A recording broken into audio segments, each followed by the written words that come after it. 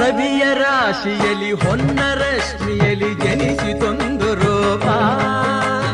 ಬೆಳಗಿನ ಚೆಲುವೆ ಸುಳಿದಳು, ಬಳುಕುತ್ತಾ ಇಳೆಗೆ ಇಳಿದಳು.